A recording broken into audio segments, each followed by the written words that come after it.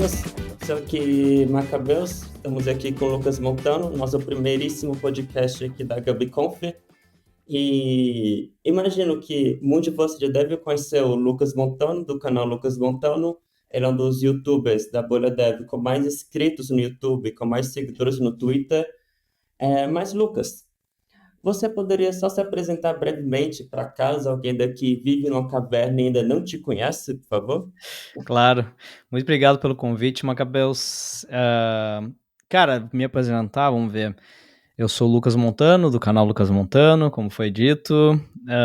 Eu trabalho com programação desde 2007. Né? Comecei minha vida nessa área como back-end, desenvolvedor back-end, e depois migrei para Android, e hoje eu atuo como lead Android Engineer na Disney, mais específico nos produtos de streaming como o Disney Plus. E tem um canal no YouTube, tô lá no Twitter, faço outros projetos também. Bacana, você trabalha na Disney. E quantos deploys você já fez hoje? Hoje é sexta, né? Então, dia de deploy. Não, mas é assim, o deploy de aplicativo é um pouco diferente, né? Então, a gente faz. Quantos deploys a gente fez hoje? A gente faz deploys, só que eu já tive o sentimento. Eu tenho só que contar, né? A primeira vez que eu fiz o deploy em Disney foi meio assustador, assim, porque tu clica um botão, né? Quando tu vai. Porque o deploy de um aplicativo Android é praticamente subir o aplicativo na loja, né? E aí tu clica um botão do tipo assim, manda essa versão pra todo mundo.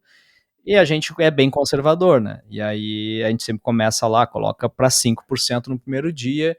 Aí ele vai entregar aquela versão pra 5%, depois tu manda pra 20%, de 20 pra 50%, 50 pra 100%, independente, né?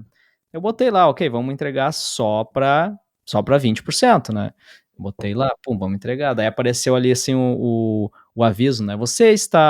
Tem certeza que quer entregar essa versão para 50 milhões de usuários? Deu 50 milhões.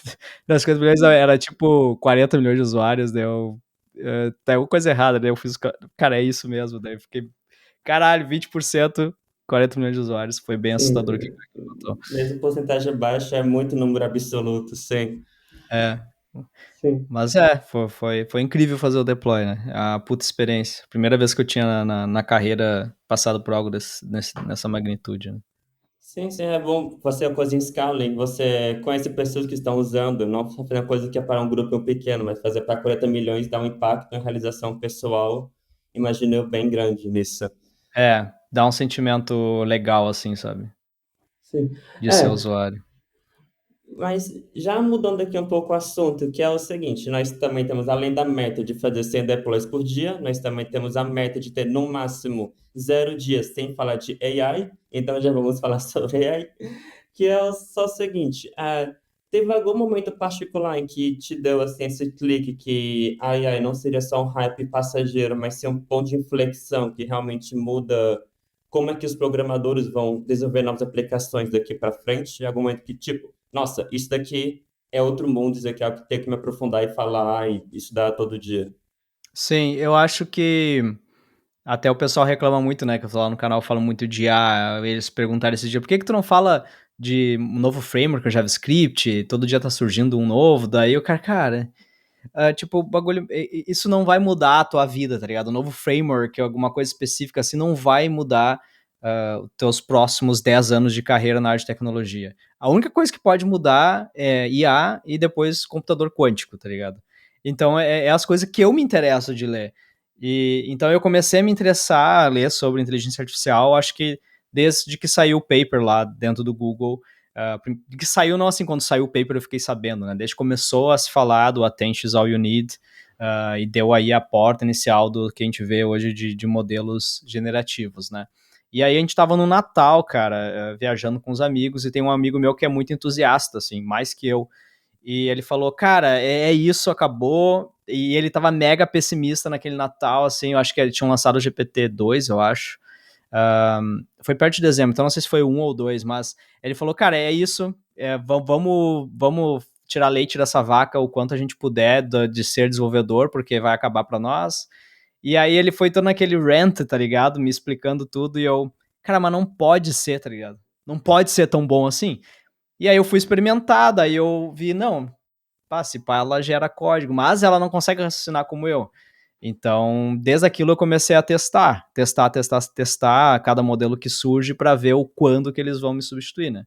Até agora eu acredito que eles não vão me substituir. Inclusive o Grok 4 que saiu essa semana, eu tava testando ele e ele me surpreendeu muito, né? Daí eu fui lá e tuitei, cara, Grok 4 é impressive. Aí depois passou 2 horas Grok 4 não é tão bom assim, porque aí ele foi lá e bateu a parede e não conseguiu resolver um negócio que era óbvio, tá ligado? Esse é o meu sentimento atual, assim, mas eu acho que foi nesse Natal foi o ponto inicial, assim. Que meu amigo tava mega entusiasmado com aquilo. Sim, nesse último Natal. Beleza. Não, não o último Natal, não foi o último Quando Natal. lançou. Quando lançou, faz uns, Sim. sei lá, 4 anos Uhum. atrás, eu acho. Sim, pode ser. Sim, eu 4, lembro 5 quando anos. teve aquele hype lá do ChatGPT, todo mundo falando naquela aplicação, era a primeira ainda. Todo mundo começando a falar sobre, usando, até várias discussões É, sobre vai acabar as escolas, vai acabar advogado, vai acabar qualquer profissão, fazer uma matéria sobre isso. na Acabar verdade, jornalista. eu acho que a gente estava usando o Codex na época. Acho que não era a interface do chat GPT Ainda foi como antes. usuário final, sabe? Mas tu podia usar o Codex no estúdio e que depois o Codex virou Copilot quando, enfim, eles introduziram o modelo no GitHub Copilot, né? Mas foi antes ainda de ter o input lá do usuário normie, assim, né? Sim, sim, entendi. O GitHub Copilot eu lembro que eu cheguei a usar, mas nesse momento eu não cheguei a usar muito porque me distraía muito aquele autocomplete que eu tinha que escrever, eu tinha que ler ele, quebrar meu linha de raciocínio, eu apagava o que ele sugeria e depois eu fazia. É muito chato, cara. Eu também não consigo o autocomplete, sabe? Ou faz tudo pra mim ou não faz, tá ligado?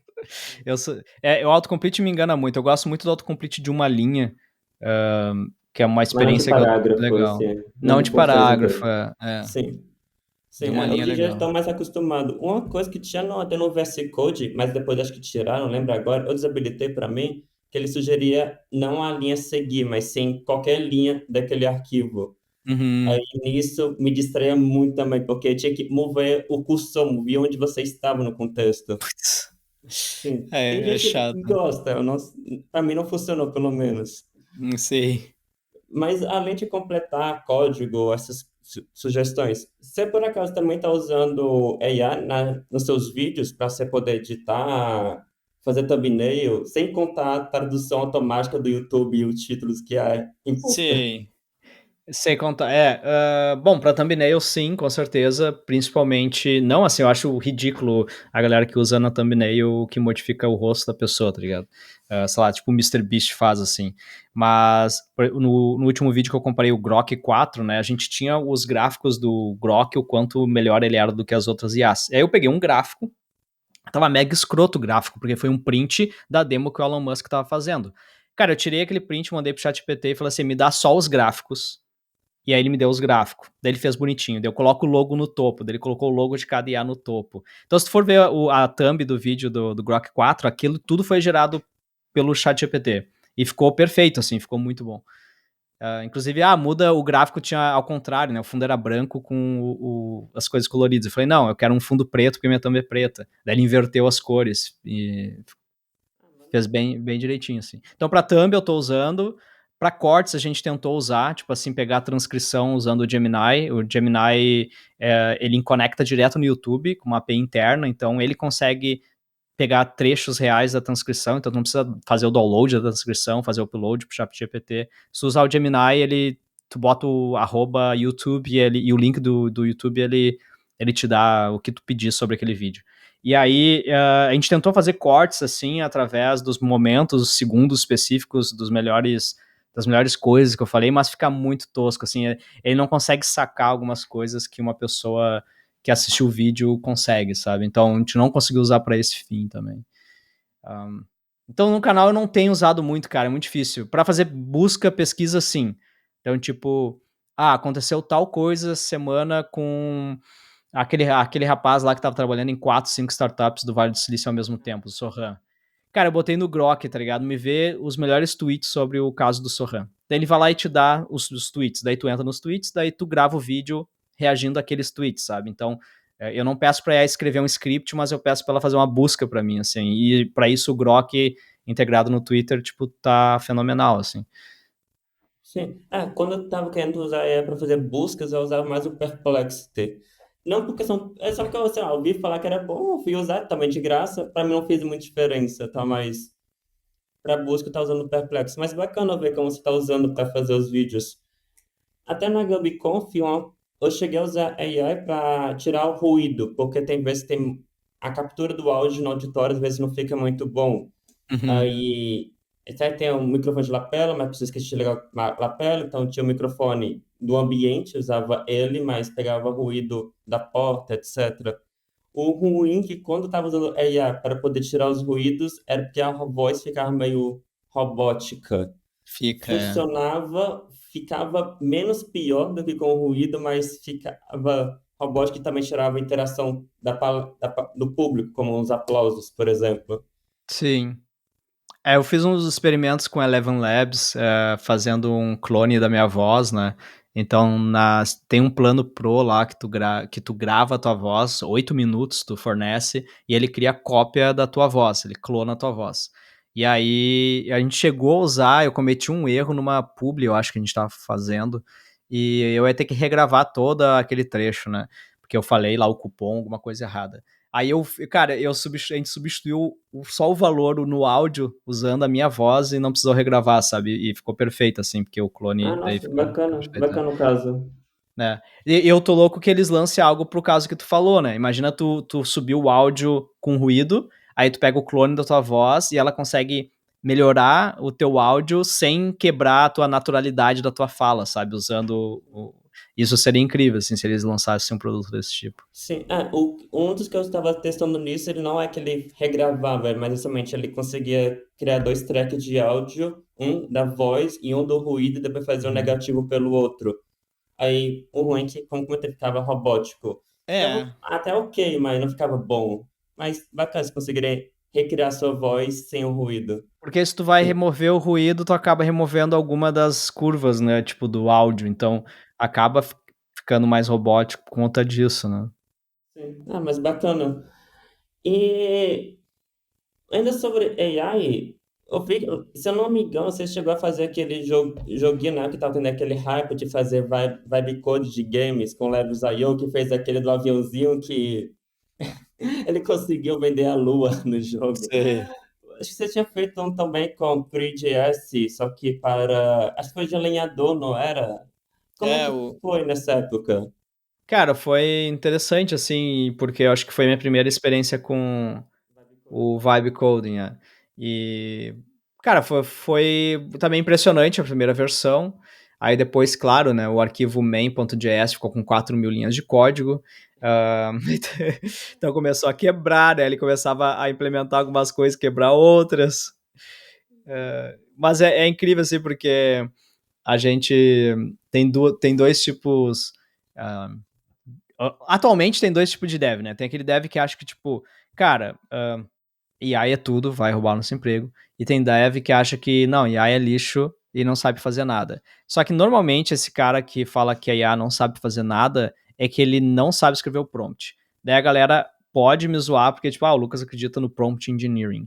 Daí, assim, eu não acho que prompt engineering vai ser uma profissão, mas é nítido a minha evolução desde aquele jogo com o que hoje eu consigo produzir, melhorando a forma que eu interajo com agente de código, sabe? Então, por exemplo, até fica a dica para vocês testarem para fazer isso, cara. Quando tu pede, por exemplo, pro Grok, faz usa a função de Deep Research do Grok. Ele vai pesquisar e vai te dar um PDF sobre algo. Aí você faz um Deep Research no Grok sobre como detectar memory leak num aplicativo, sei lá, React usando alguma outra coisa, sabe? Aí ele vai fazer toda o pesquisa. Ele vai te dar um PDF de uma aula. Tu pega aquilo, cara, e tu manda pro Code Agent e falou o seguinte: identifica no meu código coisas que vão contra a esse arquivo aqui. Ele vai identificar. Daí tu fala pra ele assim, ó, cria um diagrama do que tá errado. Aí ele vai criar um diagrama em Mermaid. Fala pra ele assim, cria em Mermaid. Aí tu consegue lá no Xcode Draw, texto to diagram, colar o Mermaid e tu vê o diagrama das classes aonde que tá os leaks. Aí, cara, tu fala pra ele assim, corrige esse leak. Daí ele vai lá e corrige, tá ligado? Porque, tipo, ele tem todo no contexto a relação das classes, então a chance dele alucinar e sair removendo coisas aleatórias vão ser bem menores, porque ele, no mesmo contexto da conversa, ele já descreveu a relação daquelas classes, sabe? E isso ajuda demais, assim. Então, tipo, lá, antigamente eu só pedia pra ele, igual um PO, tá ligado? Ah, adiciona o botão ali, tipo... Aí, claro, tá ligado? Ele adicionava o botão ali e removia uma outra coisa, porque o escopo era muito gigante, né? Pra ele. Então, foi incrível, assim. Então, eu acredito, de fato, que o prompt faz o resultado, né? Tudo é prompt. Então pode me zoar à vontade aí, né? Mas tu tá errado. No fim, se tu acha que o prompt não importa, tu tá errado. O prompt, tudo é prompt. Sim, sim. Ah, e você até comentou que você não necessariamente precisa escrever 100% do prompt. Você pode usar uma outra ferramenta para poder gerar a base do prompt, que aí depois passa para outra, gera o diagrama, depois do diagrama você analisa manualmente, aí você corrige. Sim. Exato. O próprio Grok 4, uma das coisas que eu achei impressionante, né? Por isso que eu achei ele incrível até, foi que ele uniu o reasoning com o deep research e a geração de código. Então, se tu for ver quando tu pede para ele implementar alguma coisa, ele faz buscas na internet atualizadas sobre aquele problema. Então, se tiver uma issue no GitHub da semana passada sobre aquele problema, ele vai ler a issue, tá ligado? E trazer aquilo pro contexto dele. Então isso é uma coisa que eu acho que ficou bem poderoso, assim, no Grok 4.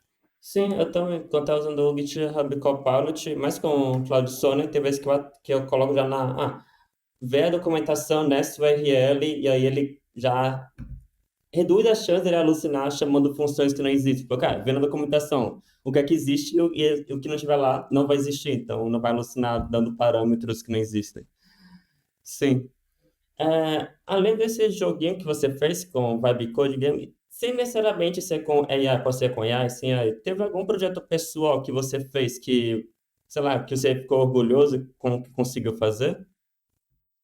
Eu acho que foi o primeiro projeto Android que eu fiz, assim, que foi em 2009. Então, em 2009, quando eu comecei a aprender Android, porque eu vim do back-end, PHP, Java, e depois fui para Android Java, né?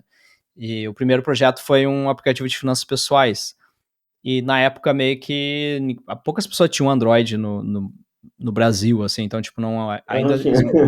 smartphone em 2009 não era algo muito, né? Eu tive a sorte que a empresa que eu trabalhava conseguiu um plano com a operadora corporativo e a operadora deu os Androids, daí eu tive um Android porque a empresa me deu.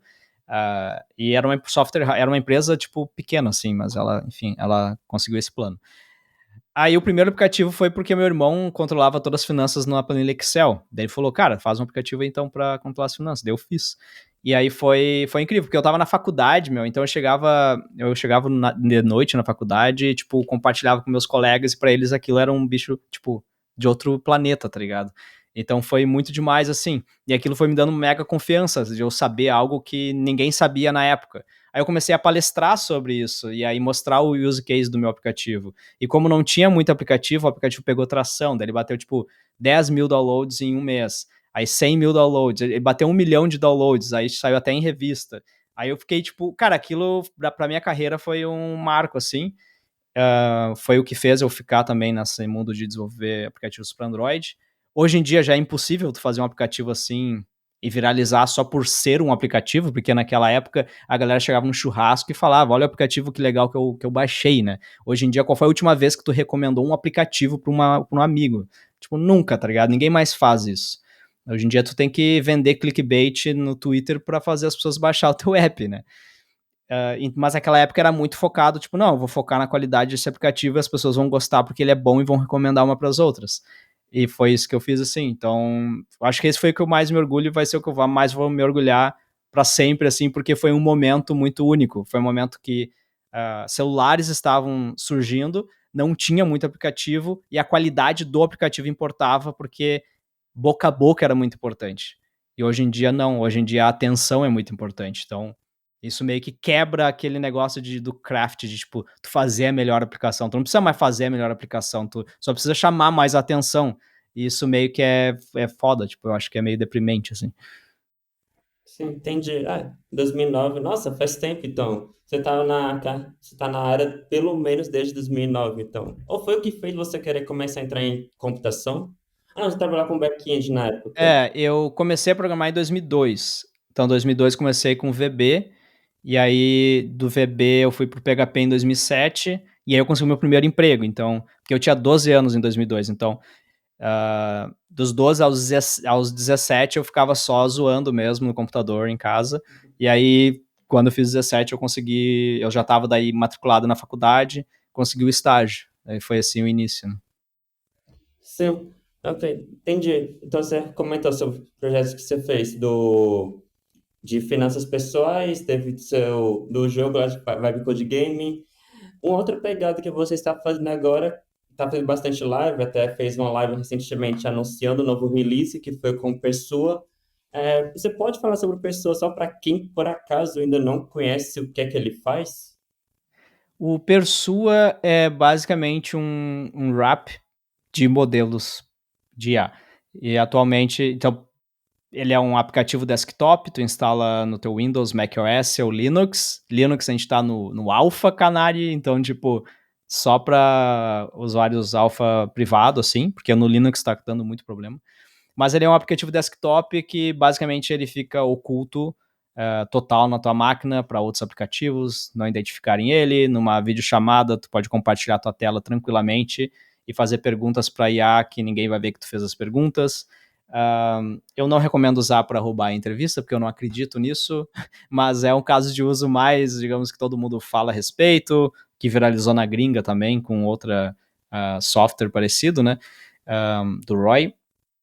E, e tá sendo bem legal desenvolver ele, cara, porque eu tô tendo que otimizar várias coisas. Então, a gente grava o áudio, faz a transcrição do áudio, né? Então, por exemplo, se eu tô falando contigo aqui e eu menciono, tipo assim, porque lá na empresa a gente tá usando o GraphQL, daí, tipo, a IA já capta o que eu falei, já vê GraphQL, já me explica o que é GraphQL e aparece aqui na minha tela, né? Eu não tô usando ele agora, mas Eu já ele fiz essa faria pergunta. ele faria isso, sabe? Ele faria isso para mim. E só que daí, tipo, eu tenho que diminuir a latência, eu tenho que diminuir o custo desses tokens. Então, coisa que eu tô aprendendo é como é que eu uso o FFmpeg, que é uma biblioteca open source local, para acelerar o vídeo antes de passar para IA. Então, ao invés de eu mandar um vídeo de 20 segundos, se eu acelerar em 2 vezes, eu mando um de 10 segundos. Então, isso é uma latência menor, entendeu? A qualidade não fica tão distorcida.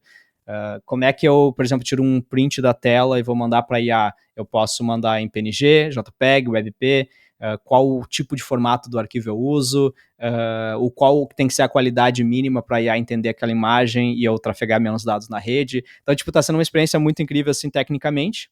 Eu tô fazendo com Vibe Coding, digamos, porque é uma stack que eu não domino, eu tô usando Electron, com React, então não é algo que eu domino, tá sendo interessante por isso, mas enfim, é isso. É um vibe coding bem guiado, digamos. Eu só não tô escrevendo a sintaxe do código, né? Sim, você comentou brevemente do FFmpeg. Eu uso muito o ARP com o FFmpeg, porque cara, eu não vou decorar os comandos FFmpeg, desculpa. Aí eu peço, o ARP comprima esse vídeo, eu converto para GIF, eu mudo o formato, eu só peço para ele poder gerar o comando para mim, porque FFmpeg é muito poderoso, mas tem tantos parâmetros, tantas flags para conseguir memorizar que não dou cabeça É, para isso. pô, e o ARP é muito bom, eu uso o terminal também. Às vezes eu esqueço de um comando, tipo, o ARP vai ali e faz, Corrige, tá ligado? sim. Isso é muito bom. Sim, ou aquele modo agente dele que já faz vários comandos passo a passo para poder entrar no Docker, desce CH para poder resolver algum comando, ele testa, vê se cumpriu o teste que ele próprio pensou em fazer. Isso foi, acho que abriu minha mente, foi com os modos agentes. Isso aí, essas ferramentas mudaram muito, né? E, tipo, o modelo, a questão aí nem foi o modelo, né, ter ficado melhor, é os caras ter descoberto o sistema de busca de arquivos no teu terminal e execução de comandos, né, integrar isso com a LLM. E criando ou não, no próprio Persua, eu meio que tô criando um agente, sabe? Porque, por exemplo, uma das features que eu tô trabalhando agora é como descobrir se eu preciso ah, buscar na web ou não para responder a pergunta que tu tá fazendo, sabe? Então, tipo, eu tô agora adicionando regras tô criando basicamente um sistema que dependendo, eu tenho que perguntar para a IA entender a tua motivação ou a tua pergunta principal de um texto, para descobrir se eu preciso usar uma outra IA para fazer a busca. E agora eu quero integrar também com o gerador de imagem, que é, se tudo isso for referente a um diagrama, desenha o diagrama pro cara, tá ligado? Então, basicamente, é um agente, tá ligado? Tipo, eu só preciso usar as tools, ele só precisa escolher qual tool e quais comandos utilizar. E para isso, tu torna isso tudo de uma forma genérica, tu cria basicamente um agente, né? Então, isso está sendo interessante também do lado do Persuade, descobrir, assim, como usar, como criar um agente que usa múltiplos modelos, né? Sim, sim. Ah, bacana. Eu também estou num projeto pessoal que eu também devo começar a fazer um agente em breve. Espero conseguir fazer isso, fazer um blog post explicando, porque acho que é o futuro, né? Começar a fazer agente, integrar os agentes, fazer um ecossistema com vários dele e poder guiar automaticamente para resolver alguma tarefa em conjunto. Mas É, bacana e, isso. cara, é muito legal ver que tu tá fazendo isso também, porque quando a gente fala de IA, o dev que tá mais fora dessa bolha, porque ele, na real, tem medo, e esse medo se converte em raiva, e ele, tipo assim, não quer escutar a IA. Só que é porque esse cara tá muito focado em IA escrevendo código. Mas se tu parar pra pensar, tipo, eu tô fazendo um agente, tu tá fazendo agora um agente, nós vamos bater cabeça em problemas que são parecidos, mas diferentes, e daqui a um ano vai surgir novas arquiteturas, padrões de desenvolvimento de software, de agentes, que nós que estamos testando isso, a gente vai aprender, tá ligado? Tipo, até agora não existe nenhum livro sobre design patterns para criação de agentes, sabe? Tipo, algo nesse sentido. Então vai evoluir muito. Então, não é só tipo, tem que aprender IA, é para ela fazer o autocomplete do meu código. Tipo, não, cara, tipo, integrações de sistemas, tem muita coisa que tá no início que não existe ninguém, nenhum autor grande ainda ou ninguém com mais de 10 anos de experiência para, entendeu? Ensinar essas coisas. E a gente está descobrindo isso pela primeira vez, muitas vezes sem ninguém ter nos ensinado, né? Então, não, sei lá, entendeu? É Tipo, por tudo isso que eu não. deserto ainda. Tá capinando lote a gente. Exato, cara. E talvez eu viva o momento do aplicativo que eu falei naquela época, né? Tipo, talvez a gente agora que tá experimentando essas coisas, a gente vai viver esse momento, né? Por ter pulado nesse barco assim que ele começou. Sim. Uma das coisas que eu mais vi assim, a comparação sobre que AI está sendo na mesma transição de compiladores, em que a pessoa escreve somente código bem baixo nível, somente código de máquina, somente aqueles assemblies, e com o compilador passou a ser 10 vezes mais produtivo. Mas tem até um detalhe curioso que no compilador você pegava o mesmo código, assembly, se você, ou mesmo código em alto nível, se você pegasse o mesmo compilador na mesma versão, com as mesmas flags, ia dar o mesmo assembly, e era previsível. Com AI, não. Com AI, você está tendo que conseguir pensar em uma coisa não determinística, porque pode ser que boa parte das vezes dê o mesmo resultado, mais ou menos parecido, mas vai ter aquelas vezes que vai dar uma coisa completamente não esperada, e tem que lidar com esses casos. Então, é parecida a ideia de aumento de produtividade, porém não é comparável como um compilador. Então é uma coisa diferente que a gente não viveu até o momento. Isso aí é exatamente. É não determinístico total, né? E E já eu criou outros acho. padrões, outros desafios para conseguir passar. Exato, porque as técnicas que tu vai utilizar vão ser técnicas para fazer esse não determinístico te dar o menor número possível de erro, né? Então, tipo, a gente tá falando de as chances de dar um erro. Não mais se vai dar erro ou não. Tipo, não é mais booleano. Tipo, isso compila ou não compila. Não, na real, isso 10% Talvez. de chance, 10% de Oh, chance não não vai. sei. AI virou cena, agora a resposta é talvez para tudo, ou depende. Exato. Né? Como é que tu interage com o sistema que tu tem 10% de chance de dar erro, né? Sim. Sim, pois é. Aí, além do pessoa, eu não sei, você pretende fazer uma empresa com pessoa, ou vai fazer uma startup? Pois é, meu. Eu não sei ainda, porque eu sou o desenvolvedor principal do Persua hoje, né? Então, tá eu, o Felipe Alvarenga e o Bruno Quadros, que é o designer. Felipe Alvarenga é um engenheiro também de software. E a gente já fundou uma empresa juntos no passado, há uns 6, 7 anos atrás. E quando a Persua começou, tipo, a ser uma ideia que talvez pudesse dar certo, eu chamei eles de novo pra gente fazer o negócio junto. Porém, tipo, a gente já recebeu até proposta de investimento, só que eu pensei, cara, eu não tenho tempo pra. Tipo, hoje em dia eu não quero priorizar o Pursue em transformar numa empresa. Porque isso consome muito do teu tempo, tá ligado? Tipo, toda essa burocracia, tudo isso. Mas, se o projeto de fato decolar, o caminho mais provável é que eu vá, tipo, step down, tipo, eu vá, tipo, sair da minha posição ativa nele e ficar, sei lá, no board, que seja, se a gente receber investidor ou alguma coisa nesse sentido, e continuar daí com a minha vida que eu tenho hoje, né? Então, eu tô em cima do muro ainda, depende muito se vai virar essa chave ou não. E o meu maior sonho, tipo, agora, não, meu maior sonho é muito exagero, né? Mas o meu desejo atual é que o projeto desse certo, porque eu tenho um plano de só contratar a galera da bolha, tá ligado? E bastante júnior, assim, estagiário. Eu até brinquei, eu quero contratar 500 estagiários. Tipo, uma das coisas que eu gostaria de fazer é isso, tá ligado? É fazer um negócio ser bacana pra galera da bolha, assim, que tá criando experiência, por exemplo. E tomara que dê certo, né? Tomara que eu consiga fazer isso e prover, porque seria uma coisa que me daria bastante satisfação, assim. Bacana, um projeto assim bem interessante, assim, é uma realização pessoal também.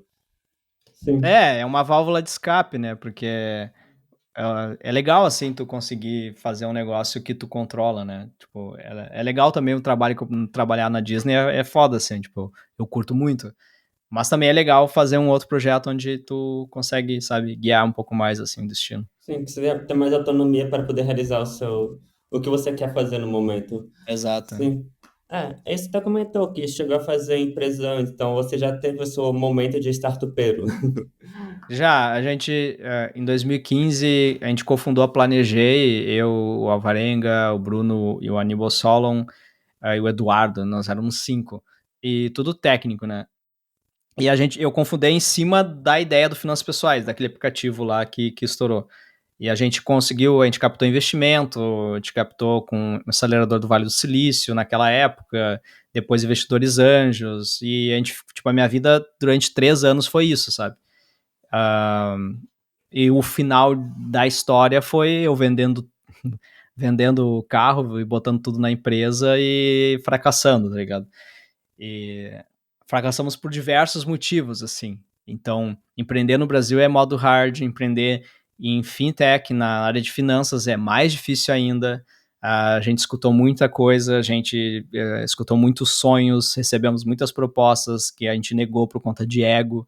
Então, tem aquisições que até hoje eu tenho medo de comentar, assim, que rolou, que a gente negou, cara, e foi basicamente por ego, por querer. Não, a gente consegue ir mais longe ser um Mark Zuckerberg da vida. Que nada, tá ligado? Tipo, não consegue nada. Nesse mercado de finanças, ou tu tem um padrinho muito poderoso, uma instituição financeira, ou tu não vai conseguir, tá ligado? É um bagulho no Brasil, é incrível, assim.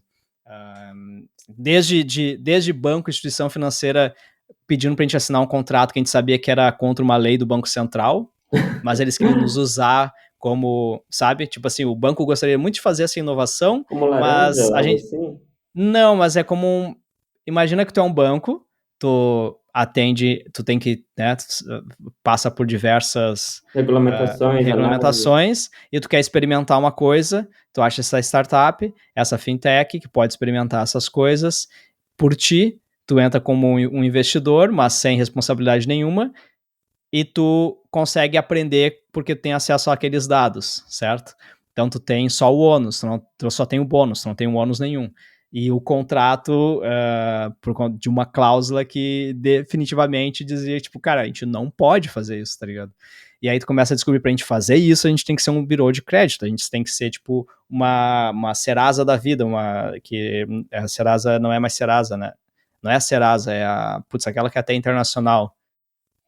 Eu sei o que tá falando, que também não vou lembrar o nome aqui agora, mas deu para entender. Sim. Enfim, tu tem que ser aquilo, e para ser aquilo, tu tem que ter uma empresa, para ter essa empresa, tu tem que ter um caixa de 2 milhões, então não é só ter essa empresa, tu tem que ter, tipo, série de requisitos que impossibilita qualquer startup sem grana de entrar nesse mercado. E aí foi uma frustração tão grande, assim, que, tipo, quando o negócio não deu certo e a gente negou todas essas falcatruas, assim, que existe nesse mercado, a gente eu falei assim, cara, agora é a hora talvez de realizar o nosso sonho, que eu e a Sara a gente tinha de morar fora e sair do Brasil, né? E esse foi um dos pontapés, assim, do porquê que hoje a gente mora na Holanda. A gente sempre desejou morar fora, a gente visitou Amsterdã e amou a cidade, então foi por isso que a gente escolheu vir morar aqui. A Sara estava se formando na época, eu estava falindo uma startup, foi o timing perfeito, sabe? Assim, então você mora na Holanda, você migrou para a Holanda, qual foi o ano mesmo, mais ou menos? 2018. 2018. Ah, sim, pegou antes do Covid, sim. É, isso. A gente começou a empresa em 2015 e falimos em 2018. Daí a gente veio Ah, pra cá. mas é aquela coisa, né? Eu nunca tive essa época de startupeiro, mas do que eu estudei, sobre o que eu conversei, fiz curso e tal, tem aquelas perguntas clássicas que a quantas startups você já faliu? Você já faliu várias startups, já tem bem mais experiência, está bem mais calejado e pode ter mais chance de sucesso para sua próxima tentativa. Então, se a pessoa, por acaso, virar uma empresa, já está mais calejada e vai ter mais chance de sucesso com a pessoa, espero eu. Com certeza. Se o meu trauma não me bloquear de abrir uma empresa, né? Sim. Ok, mas interessante escutar a sua vivência. Tem uma pergunta aqui que eu coloquei, que é no roteiro, também as pessoas também estavam interessadas, e até combina também com a pegada da GambiConf, que nós temos assim, na conferência, nós buscamos dar bastante espaço para as pessoas falarem de projetos pessoais ou de coisas curiosas na computação que não se enquadram muito em outras conferências, tipo, sei lá, você vai falar sobre computação com água, isso não vai estar num evento de prompt, de Python, de nada. É uma coisa bem assim, fora da caixa. Uhum. Tem alguma coisa bem aleatória de computação, alguma curiosidade que, tipo, abriu sua mente, que explodiu sua cabeça quando você descobriu sobre? Cara, alguma coisa muito surreal na computação que abriu minha mente. Só um exemplo, como eu falei, computação com água. Uma coisa que eu vi no GitHub, que o cara rodou Linux no arquivo PDF. Coisa assim, bem...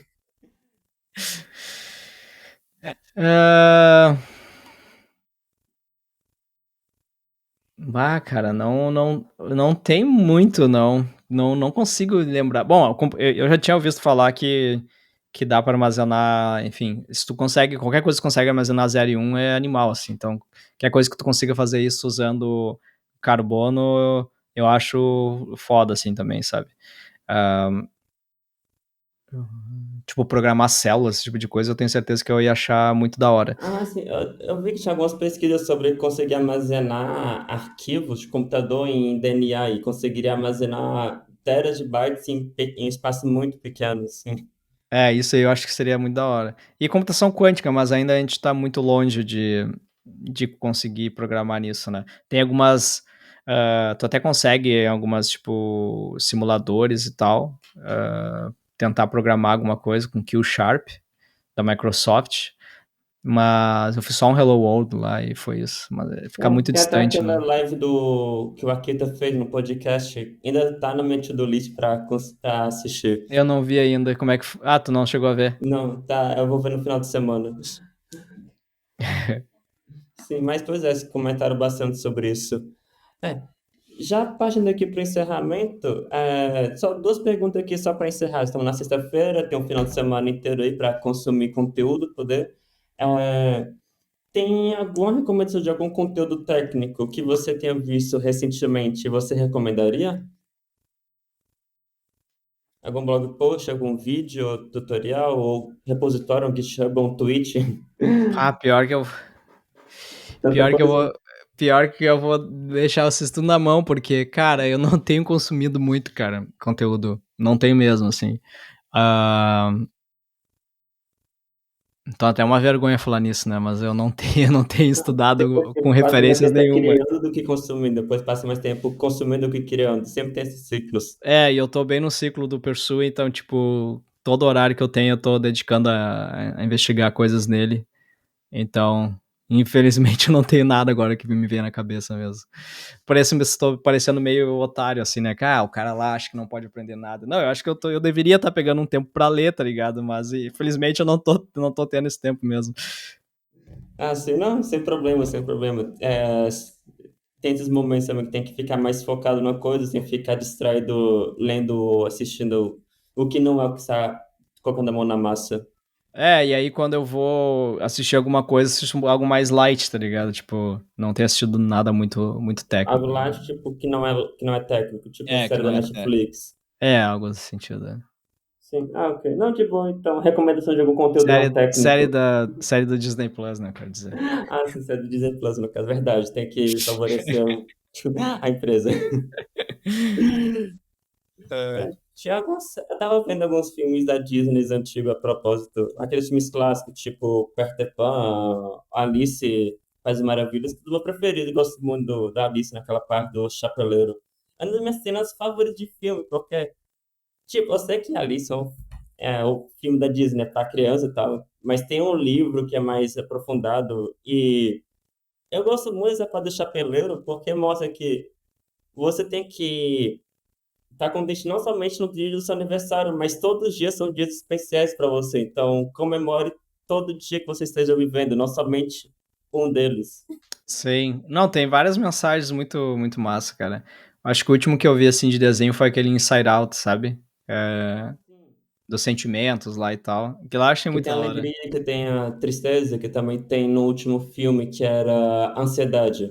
É, e a maioria desses filmes, tipo, é pra criança, mas tem coisas que eles falam que, tipo, a criança não deu bola pra você, não entendeu o que eles estão querendo dizer, tá ligado? Mas daí tu escuta aquilo, pá, aquilo aí pra mim também. É Sim, é interessante. muito bom esses filmes que são para criança, mas para quem é mais velho e tá assistindo, consegue pegar mensagem mais sutil.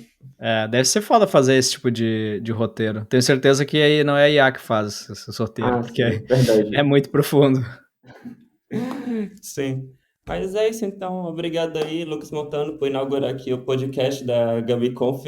A gente vai se chamar de GambiCast, eu não sei que nome dá.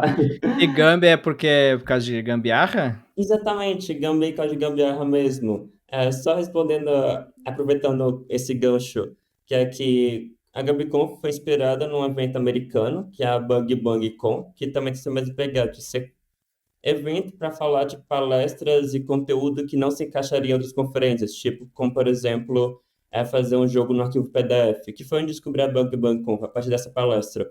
Ou sobre um musical de Telco Optimization, essas coisas assim, diferentes. Uhum. Aí, como que ele faz a versão brasileira da Bang Bang Con, foi pegar identidades de coisas brasileiras, por isso que o mascote é um mico-leão dourado, e também o nome é Gambicon, porque Gambi de gambiarra mesmo, que é uma Uhum. palavra bem em português É, brasileiro. demais. Sim. Mas é isso mesmo. Então, Total. O sucesso aí, o sucesso pela GambiConf, então. sim. Obrigado aí, Obrigado aí. então. Satisfação Valeu. ser o primeiro episódio. Yes. É Nada, isso. valeu. Obrigado.